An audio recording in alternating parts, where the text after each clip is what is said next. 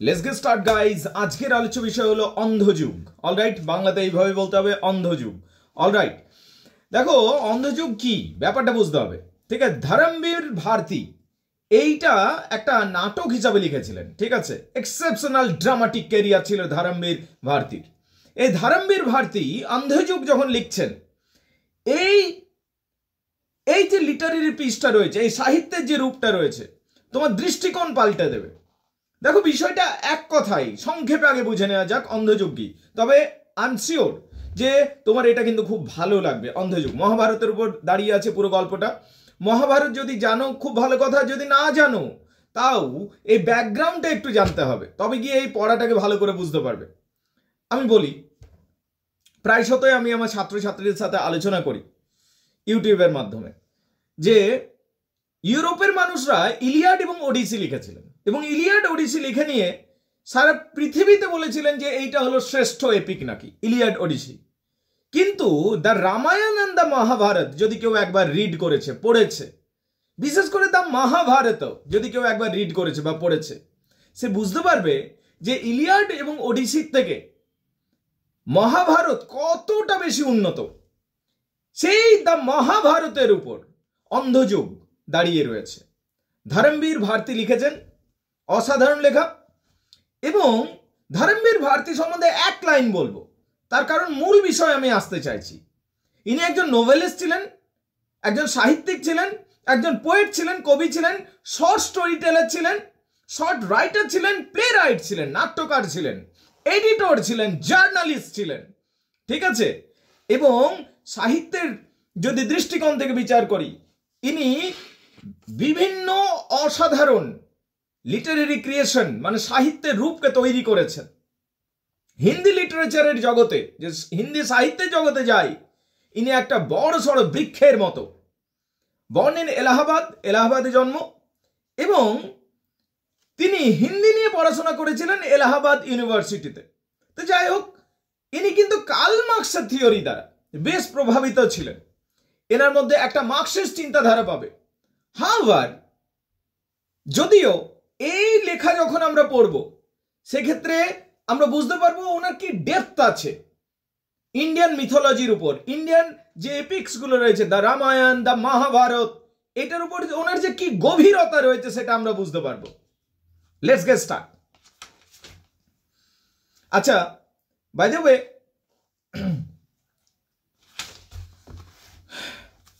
অন্ধযুগ সম্বন্ধে এবার বলা যায়।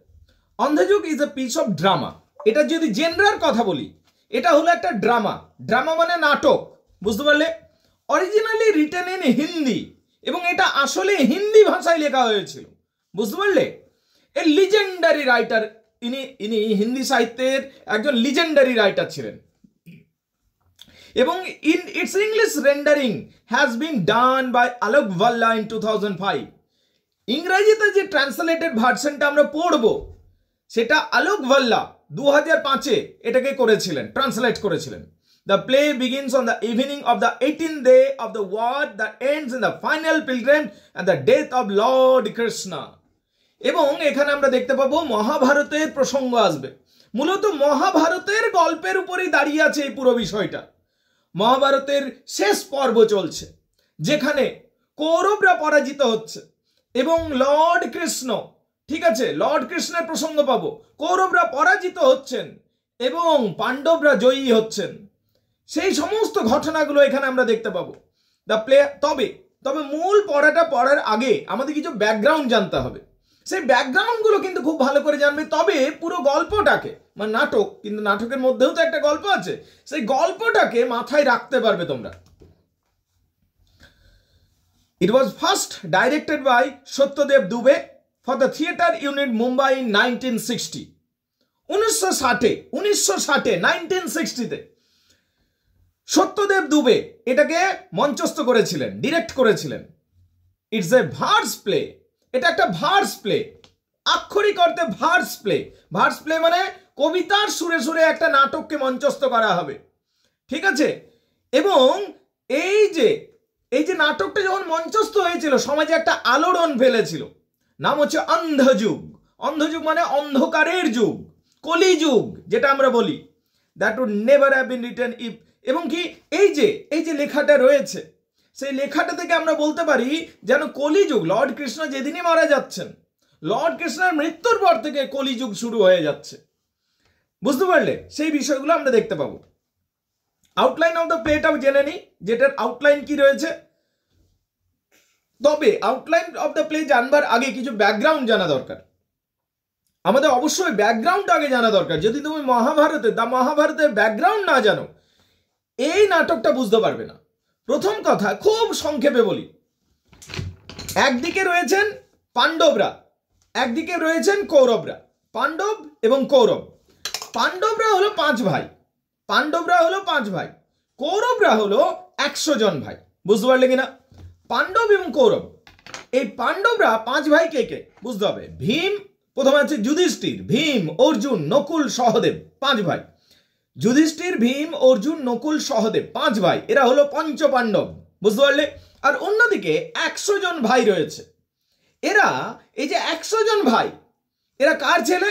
এরা অন্ধ মহারাজা ধৃতরাষ্ট্রের ছেলে।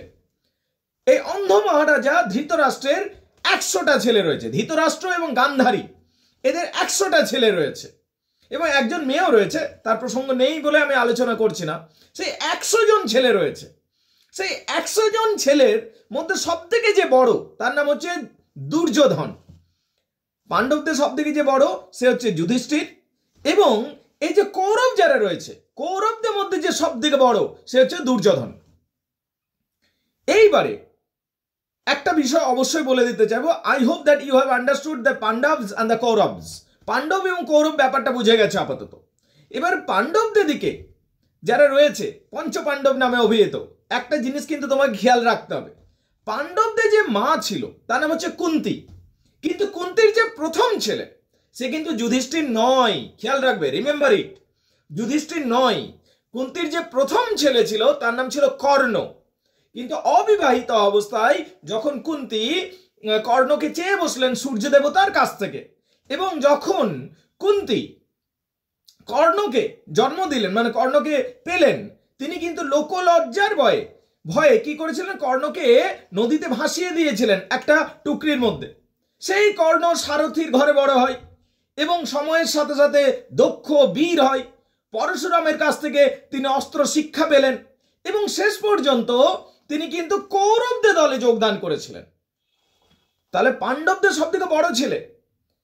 পাণ্ডবদের মধ্যে আসলে 6 জন পাণ্ডব তাহলে দেখতে গেলে, ঠিক আছে। পাণ্ডবদের মধ্যে সব থেকে বড় ছেলে যে ছিল, তার নাম হচ্ছে কর্ণ। তার মা তাকে ফেলে দিয়েছিল ছোটবেলাতে, এবং সে নিজের দক্ষতায় সে সুত ঘরে বড় হয়েছিল, মানে শূদ্র ঘরে বড় হয়েছিল, মানে সারথীর ঘরে বড় হয়েছিল। রথ চালাতো তার বাবা, ঠিক আছে। অধিরথের পুত্র বলা হয়, রাধা এবং অধিরথের পুত্র বলা হয়। সেই সমাজে যেখানে শূদ্রদের বা শূদ্রদের কোনো অধিকার ছিল না, সেখান থেকে রাইজ করেছিল কর্ণ, এবং সে যোগদান করেছিল কৌরব পক্ষে। তার কারণ দুর্যোধন তাকে বুকে জড়িয়ে ধরেছিল। যখন সকলে কর্ণকে প্রশ্নের মুখে ফেলে দিয়েছিল, তখন দুর্যোধন তাকে নিজের দলে নিয়ে নিয়েছিল। তো সেই বিষয়টা আমরা দেখতে পাই। সেই জন্য কর্ণ যদিও পাণ্ডবদের ঘরেরই ছেলে, কিন্তু কৌরব পক্ষের ছিল। এটা মনে রাখবে তোমরা। তাহলে মূলত 2টো পক্ষ, একটা হলো পাণ্ডব, একটা হলো কৌরব। এটা কিন্তু মনে রাখতে হবে। এরপর কি হলো? লড়াই হলো, ভয়ানক লড়াই। এবং সেই লড়াইয়ে রথী, মহারথী সবাই লড়াই করেছিল, এবং একে একে করে পাণ্ডবদেরও বহু লোক মারা গেল, আস্তে আস্তে কৌরবদেরও বহু লোক মারা গেল, ঠিক আছে।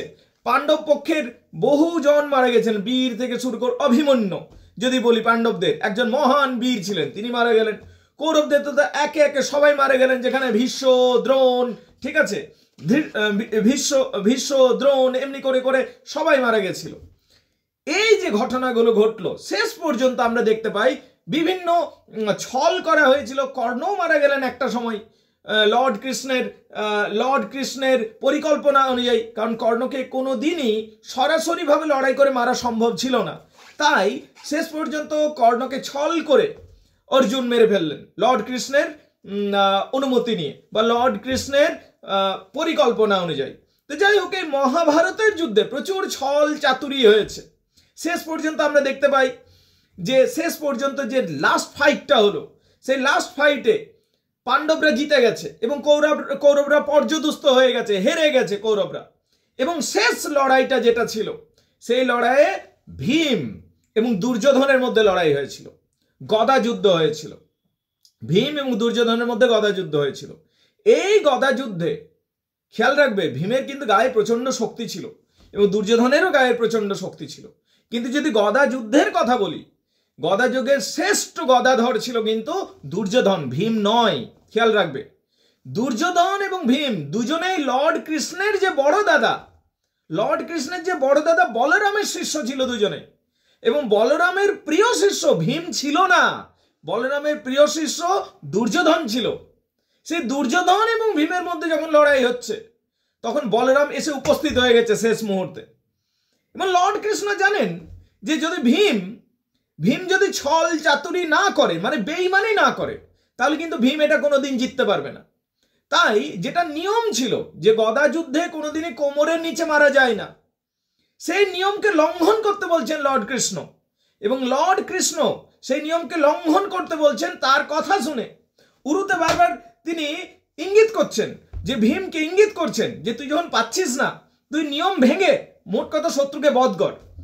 এই যে ইঙ্গিতটা পেয়ে যাচ্ছে ভীম, শেষ পর্যন্ত নিয়ম ভেঙে নিয়ে ভীম কি করছে, দুর্যোধনের জাং বা জংঘাতে প্রহার করছেন এবং শেষ পর্যন্ত উরু ভঙ্গ করছেন দুর্যোধনের, এবং দুর্যোধন সেখানে পরাজিত হয়ে যাচ্ছেন।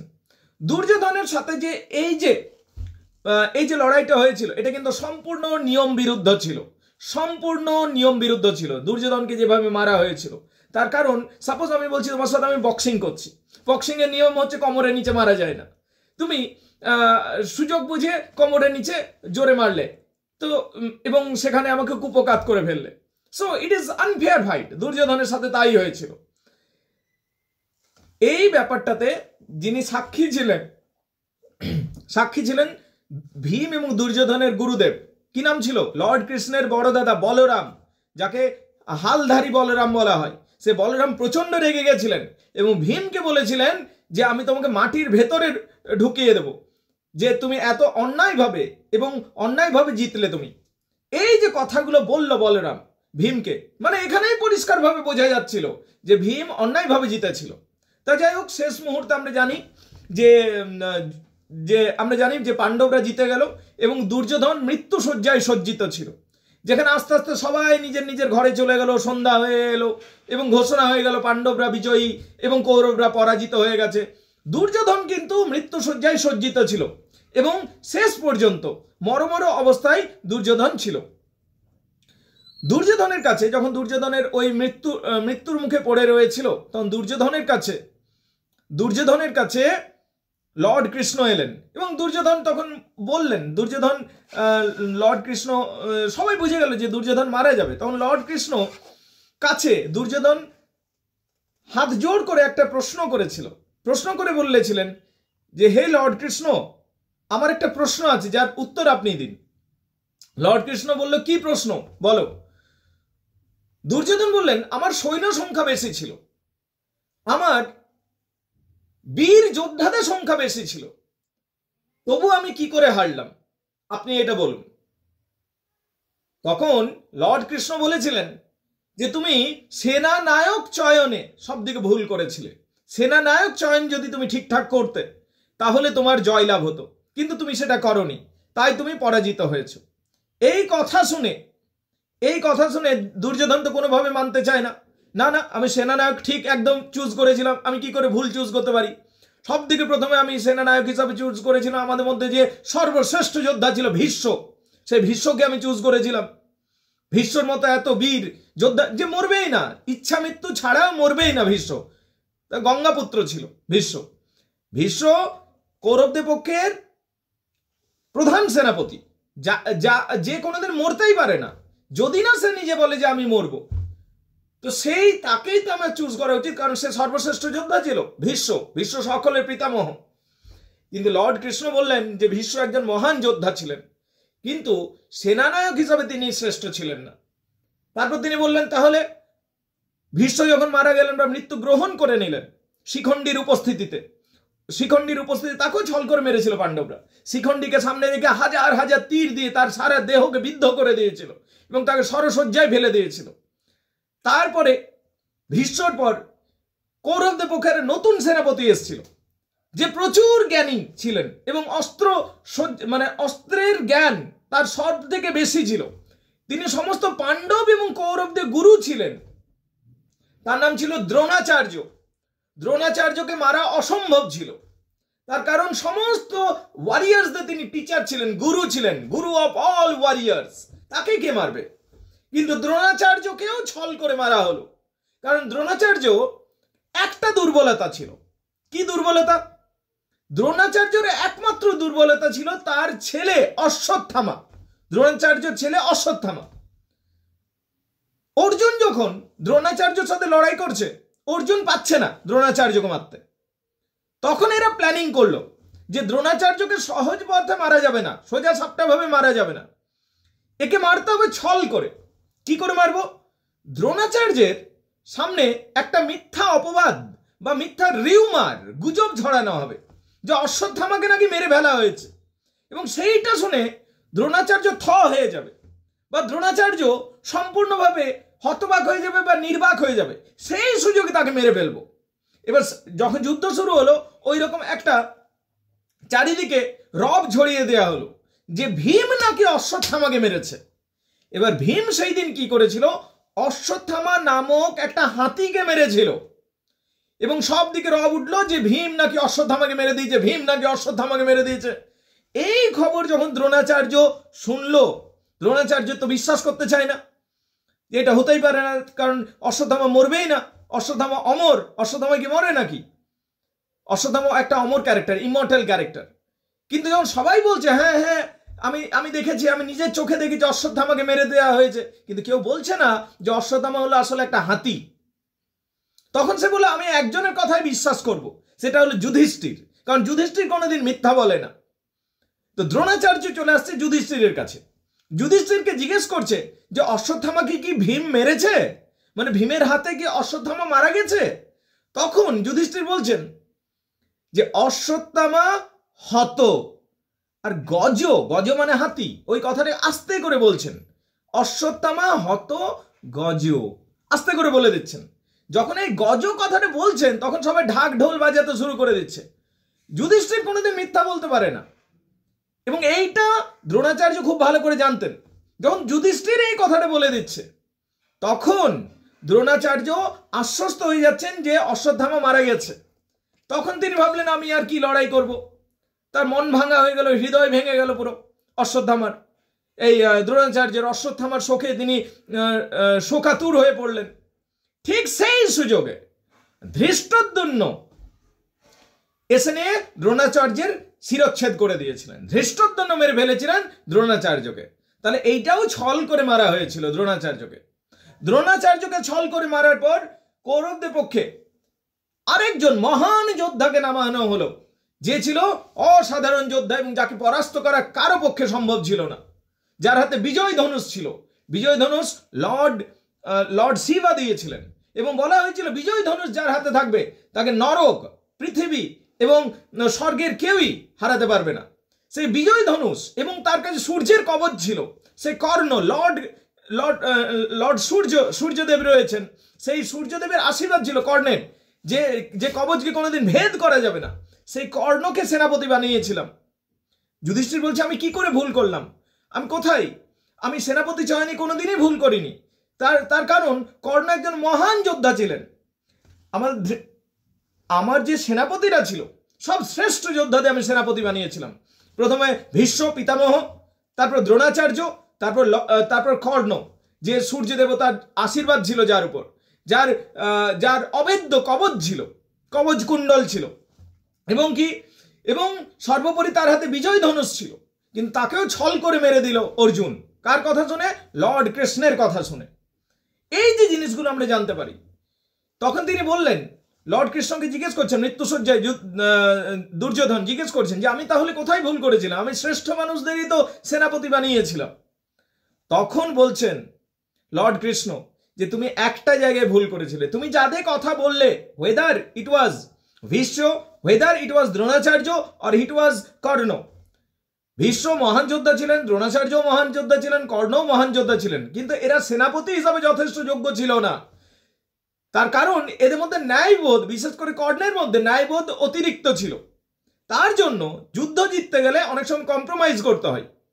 যেটা শুধুমাত্র একজনের মধ্যে ছিল, তাকে যদি তুমি সেনাপতি বানিয়ে দিতে, সে প্রথমেই যুদ্ধ জিতিয়ে দিত। সে কে জিজ্ঞেস করছেন? যদি মৃত্যুশয্যায় সজ্জিত, মৃত্যুশয্যায় পড়ে রয়েছেন, কে পড়ে রয়েছে মৃত্যুশয্যায়? কে পড়ে রয়েছে? দুর্যোধন। সেই দুর্যোধন জিজ্ঞেস করছেন যে কে সেই ব্যক্তি? তখন বললো সেই ব্যক্তির নাম অশ্বত্থামা। লর্ড কৃষ্ণ বলছেন আপনি যদি অশ্বত্থামাকে সেনাপ্রধান বানিয়ে দিতেন তাহলে এই যুদ্ধের পরিণাম আজ অন্য হতো। অশ্বত্থামা যদি সেনানায়ক হতো তাহলে এই যুদ্ধ ঘুরে যেত এবং আপনারা জয়লাভ করতেন।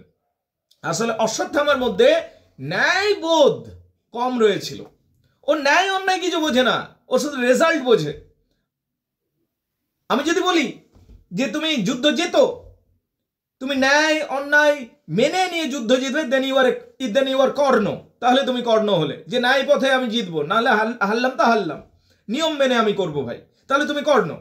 আর যে ন্যায় অন্যায় বোঝে না, শুধু জিত, শুধু পরিণাম আমার কাছে ম্যাটার করে, কোনো ন্যায় অন্যায় রাত দিন নিয়ম শৃঙ্খলা কিচ্ছু হয় না, শুধু জয় লাভটাই আসল কথা, সে হলো অশ্বত্থামা।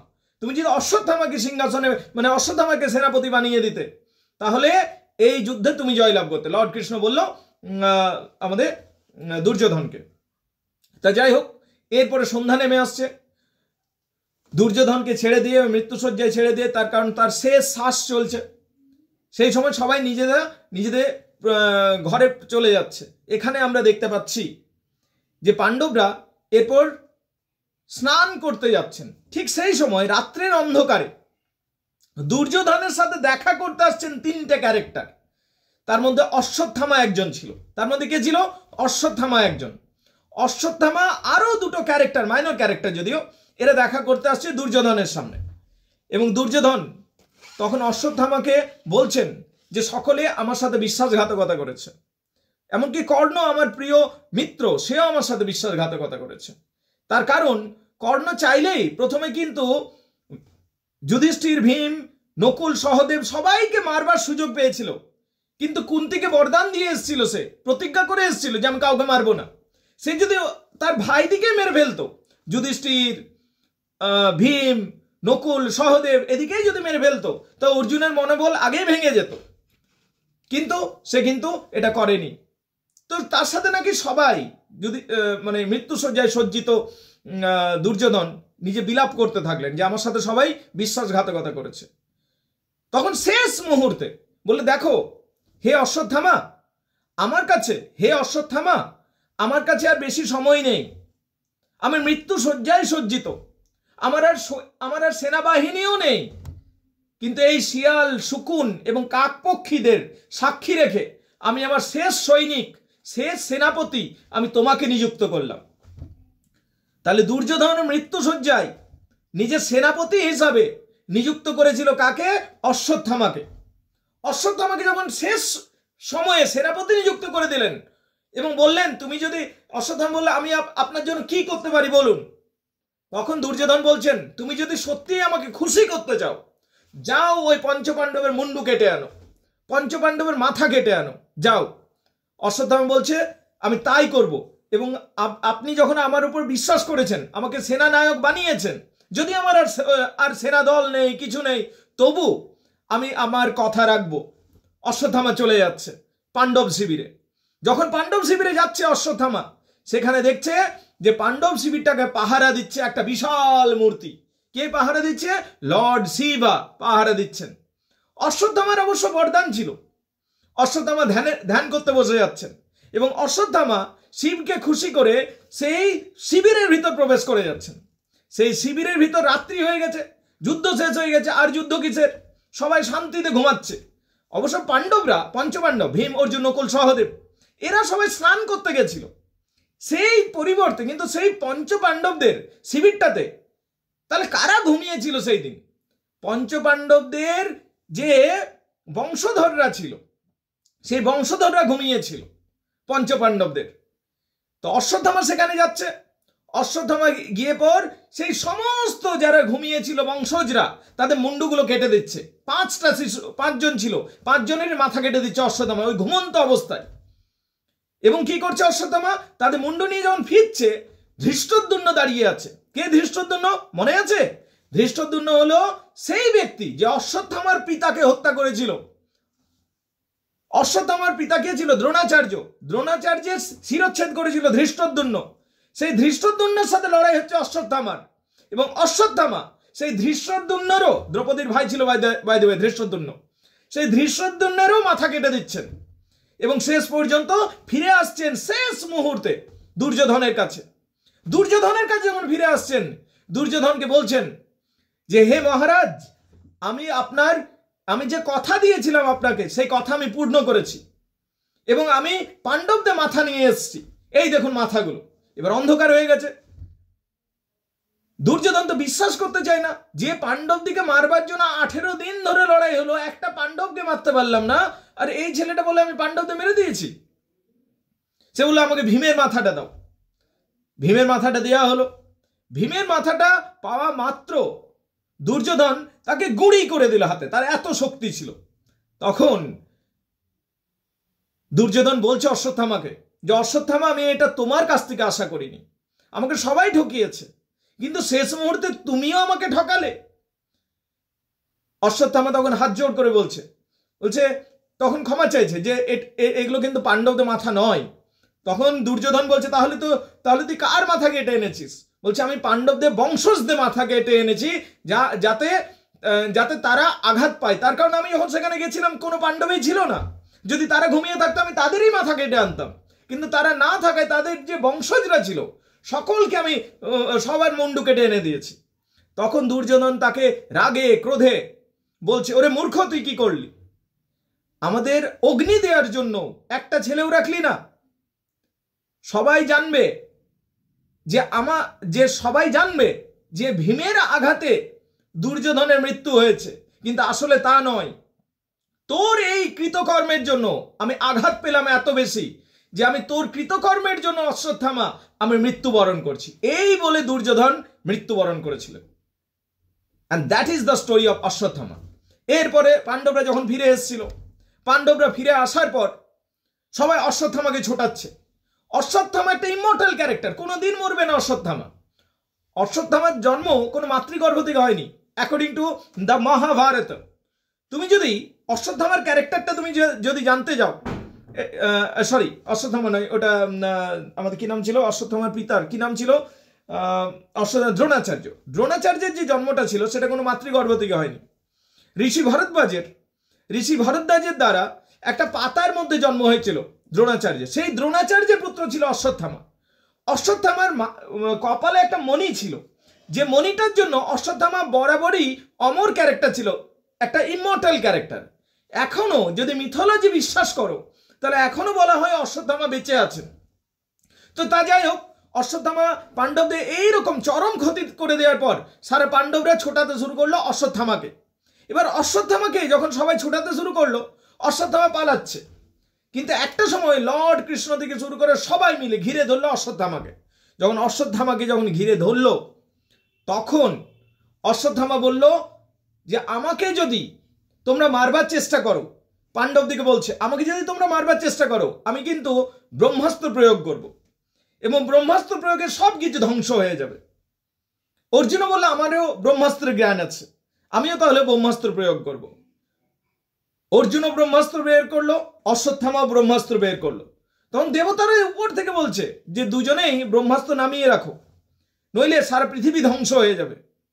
অর্জুন নিজের ব্রহ্মাস্ত্র নামিয়ে রাখলো, কিন্তু অশ্বত্থামা হাসতে লাগলো। অশ্বত্থামা বলল আমি ব্রহ্মাস্ত্র আনতে জানি, কিন্তু ব্রহ্মাস্ত্র কি করে ফিরিয়ে নিতে হয় আমি জানি না। তার ব্রহ্মাস্ত্র তো আমাকে চালাতেই হবে কারো উপর। তাহলে কার উপর চালাবো? যুধিষ্ঠির, আমি তোমার উপর চালিয়ে দিই। যদি তোমার উপর চালিয়ে দিই তাহলে অন্তত যে কিংকে যদি আমি মার্ডার করে দিতে পারি তাহলেই তো যুদ্ধ জিতে গেলাম। যুদ্ধ আমি অন্তত দুর্যোধনকে জিতিয়ে দিতে পারবো সেনাপতি হিসাবে। নাকি ভীম তোমার উপর প্রয়োগ করব, তাও অন্তত বলতে পারবো আমি ভীমকে মেরেছি।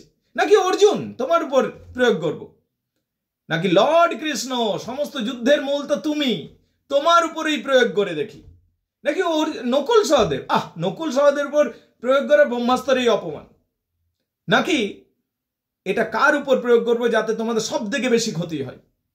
উত্তরার গর্ভে একটা নবজাত শিশু ছিল, সেই উত্তরার গর্ভের নবজাত শিশুটার উপর সে প্রয়োগ করে দিচ্ছে, যেটা পাণ্ডবদের সব থেকে বেশি ক্ষতি হয়েছিল।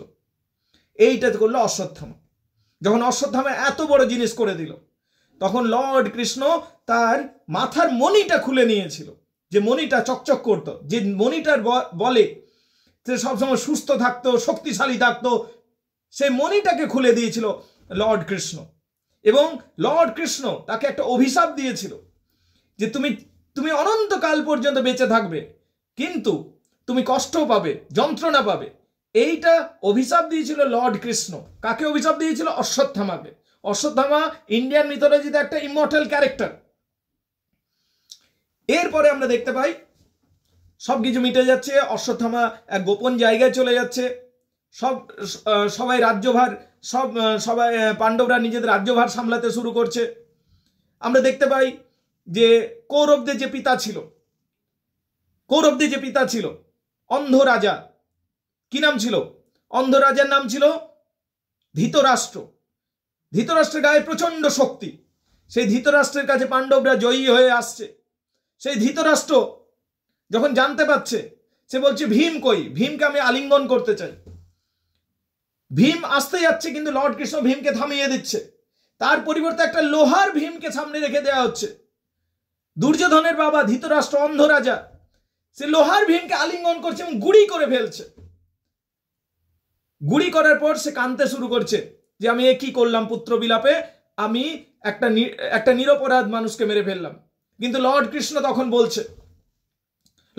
তখন বলছেন যে না, আপনি কিন্তু ভীমকে মারেননি, আমি জানতাম যে এরকম কিছু হতে যাবে, তাই আমি ভীমকে সরিয়ে লোহার ভীমকে দিয়েছিলাম, যাকে আপনি চূর্ণ বিচূর্ণ করে দিয়েছেন। তারপরে ভীম যাচ্ছে, প্রণাম করছে এবং আশীর্বাদ পাচ্ছে। কিন্তু এই সমস্ত কিছুতে, ঘটনাতে সব থেকে বেশি কষ্ট পেয়েছিল গান্ধারী। এবং গান্ধারী তখন লর্ড কৃষ্ণকে অভিশাপ দিচ্ছে।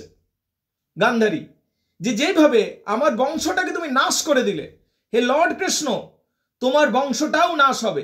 এবং সত্যি আমরা দেখতে পাই পরবর্তী সময় লর্ড কৃষ্ণ সেই অভিশাপটাকে গ্রহণ করছেন।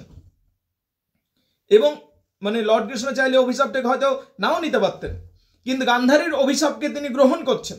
এবং লর্ড কৃষ্ণের যে বংশজ ছিল, আমরা জানি যে পরবর্তী সময় প্রচন্ড লড়াই শুরু হচ্ছে এবং পুরো বংশজটা লর্ড কৃষ্ণের ধ্বংস হয়ে যাচ্ছে। তার কারণ গান্ধারীর অভিশাপের জন্য। গান্ধারী মনে করেছিল যে তার বংশটাকে ধ্বংস করার পেছনে শুধু লর্ড কৃষ্ণের চক্রান্ত ছিল, তার জন্য তিনি অভিশাপটা দিয়েছিলেন। এবং সেই অভিশাপের কারণবশত আমরা দেখতে পাই যে লর্ড কৃষ্ণর পুরো পরিবারটা, পুরো বংশটা ধ্বংস হয়ে যাবে কিছুদিন পর। একটা সময় লর্ড কৃষ্ণও মারা যাবেন, সেইটাও আমরা জানতে পারবো। লর্ড কৃষ্ণ একটা জায়গায় বাঁশি বাজাচ্ছিলেন, সেই সময় একটা ব্যাধ লর্ড কৃষ্ণের পাটা আলতা পরা থাকতো সবসময়, সেটাকে একটা লাল পাখি ভেবেছিলেন এবং সেই পায়ে তীর মেরেছিলেন।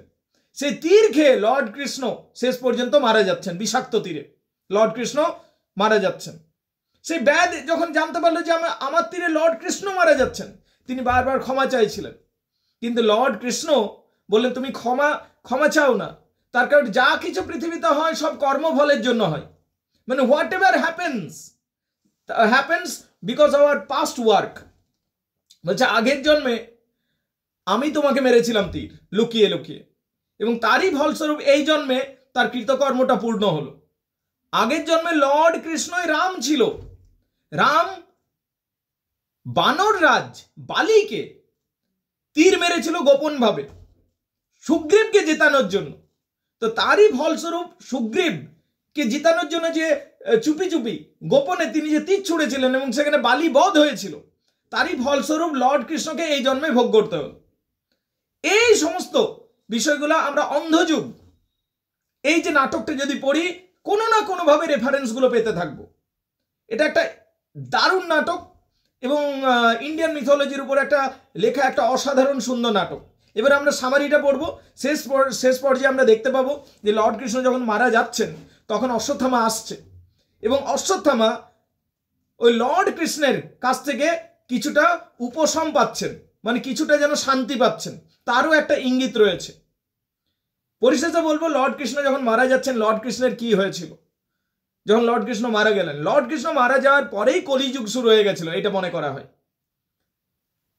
লর্ড কৃষ্ণের যে নগরীটা ছিল দ্বারকা নগরী, সমুদ্রের তলে বাইদাও এখন পাওয়া গেছে দ্বারকা নগরী, ঠিক আছে।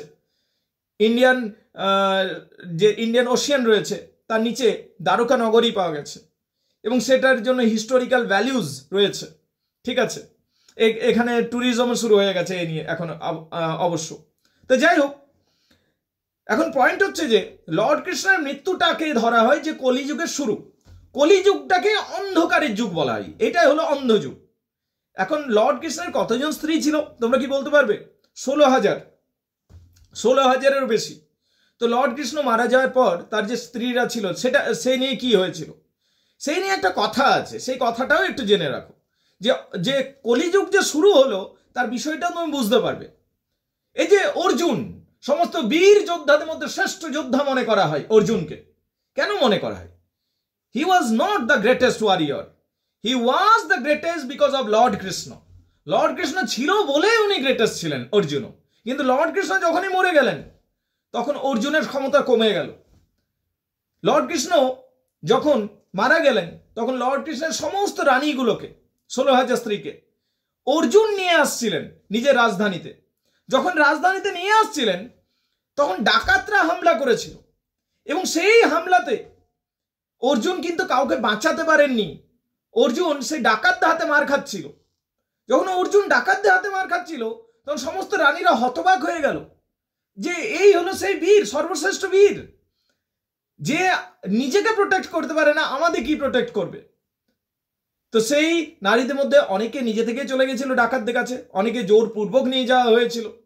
অর্জুন তারপর কুরুক্ষেত্রে এসেছিলেন, নিয়ে অর্জুন সেখানে প্রচুর কাঁদতে শুরু করলেন কুরুক্ষেত্রে। এই কুরুক্ষেত্রে আমি কোন কোন বীর মহাবীরকে মৃত্যুশয্যায় সজ্জিত করেছি, ভীষ্ম, কর্ণ, আরো কে কে রয়েছে, সবাইকে আমি মৃত্যুশয্যায় সজ্জিত করেছি, আর আমি ডাকাতদের সাথে হেরে গেলাম। তিনি বুঝতে পারলেন যে আসলে আমি লড়াই তো করছিলামই না, সবসময় লর্ড কৃষ্ণই আমাকে জেতাচ্ছিল বারবার। এই সমস্ত ইঙ্গিত, চারিদিকে অনাচার, চারিদিকে সমস্ত অন্যায় চলতে শুরু হলো। যুধিষ্ঠির সিংহাসনে বসেছেন কিন্তু আর রাজ্য শাসন করতে পারছেন না। চারিদিকে শুধু অন্যায়, শিয়াল শকুনের ডাক এবং বিভিন্ন অশুভ চিহ্ন উঠে আসছিল। যুধিষ্ঠির রাজ্য শাসন করতে পারছিলেন না। চারিদিকে কলিযুগের চিহ্নগুলো উঠে আসছিল, এবং আমরা দেখলাম যে যখন কলিযুগের চারিদিকে চিহ্ন উঠে আসছিল তখন ভীম, অর্জুন, নকুল, সহদেব এনারা বললেন যে আমরা হিমালয়ের পথে, মহাপ্রস্থানের পথে এগিয়ে যাব।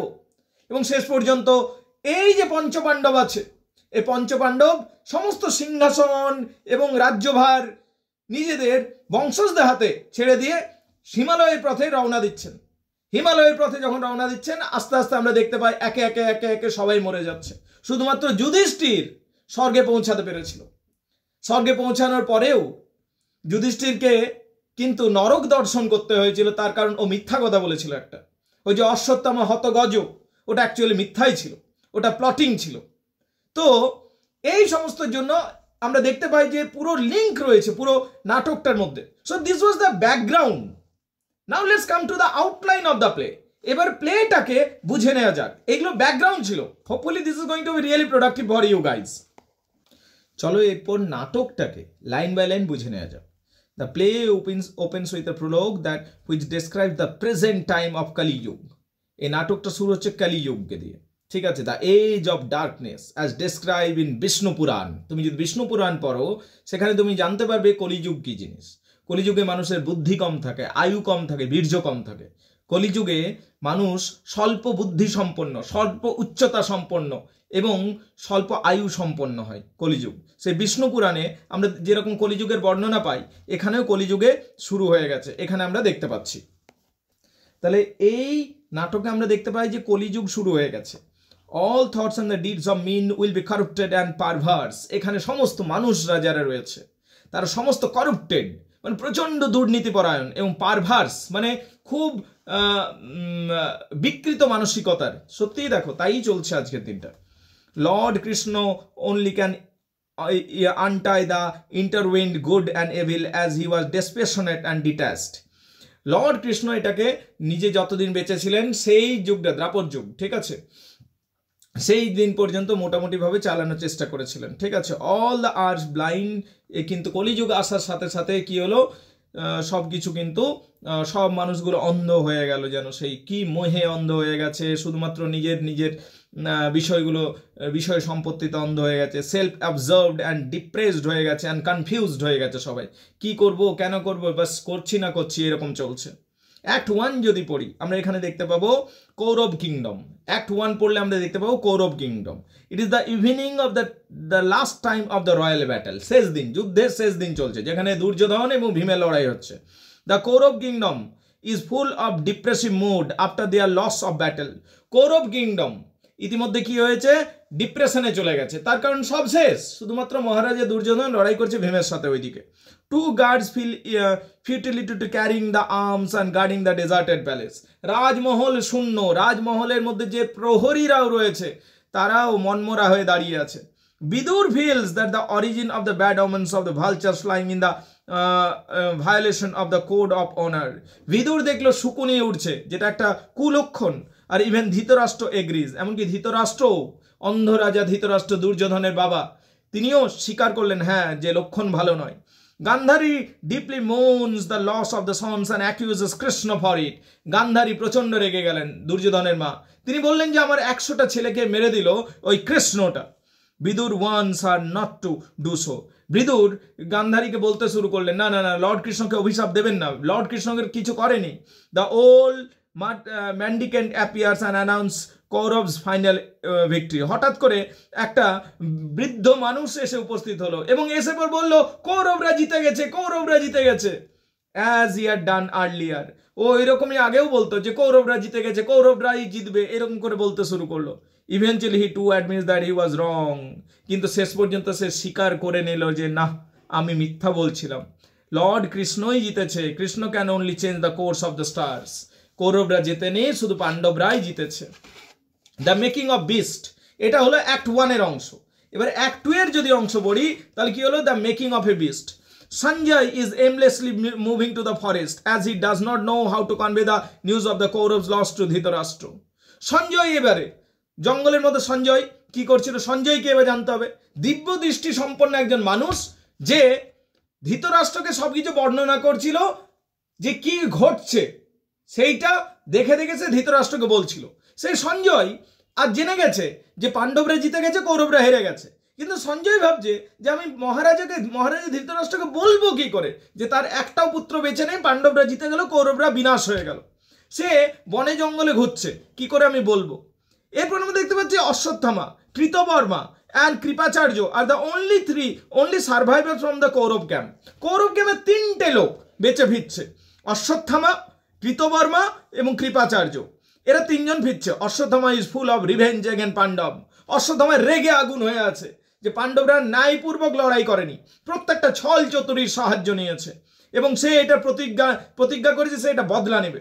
Ashwatthama kills the lord mendicant for telling the false prediction of the Kauravas victory. এবার অশ্বত্থামা যখন আসছে, সে বৃদ্ধ মানুষটার সাথে দেখা হয়ে গেছে, যে বৃদ্ধ মানুষটা বারবার নাচতো যে কৌরবরা জিতবেই, কৌরবরা জিতবেই, সেই লোকটাকে ধরে পেটাতে শুরু করছে অশ্বত্থামা যে তুই মিথ্যা ভবিষ্যৎবাণী করবি, এবং অশ্বত্থামা তাকে মেরে ফেলছে। Ashwatthama sleeps gets haunted by the thoughts of killing the old man. তারপর অশ্বত্থামা ঘুমাতে চলে যাচ্ছে, কিন্তু সে আর ঘুমাতে পারছে না, তার কারণ সে একটা নিরপরাধ মানুষকে শুধু মিথ্যা বলার জন্য মেরে ফেলেছিল। At the end of the chorus informs that is the night of celebration of the Pandav. হঠাৎ করে আমরা জানতে পাচ্ছি যে পাণ্ডবরা নাকি সেলিব্রেশনে যাচ্ছে, সেলিব্রেশন করছে, যে ওরা বিজয় উৎসব মানাবে। at the concealment of Duryodhan and concealment of Duryodhan কোথায় পড়ে আছে কেউ জানে না। এইটা হলো অ্যাক্ট 2। অ্যাক্ট 3-তে অশ্বত্থামা দুর্যোধনের কাছে যাবে। The half truth of Ashwathama. Sanjay at last informs the Dhritarashtra and Gandhari about the Kauravs' defeat. অন্যদিক Sanjay বনে জঙ্গলে ঘুরে ঘুরে শেষ পর্যন্ত ধৃতরাষ্ট্রের কাছে এলো এবং ধৃতরাষ্ট্রকে জানিয়ে দিল যে কি হয়েছিল।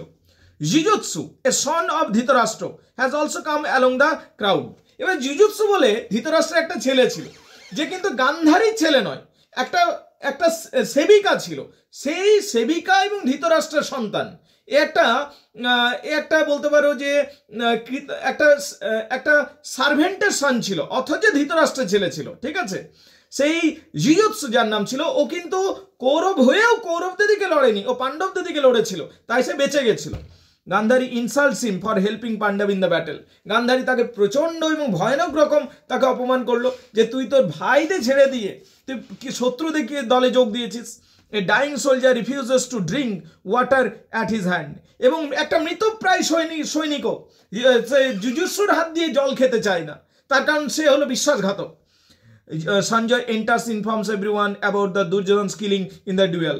সঞ্জয় এরপরে এলো এবং সঞ্জয় সবাইকে জানালো যে দুর্যোধন এবং ভীমের লড়াইয়ে আসলে ভীম জয়ী হয়েছে এবং দুর্যোধন মৃত্যুশয্যায় সজ্জিত রয়েছে।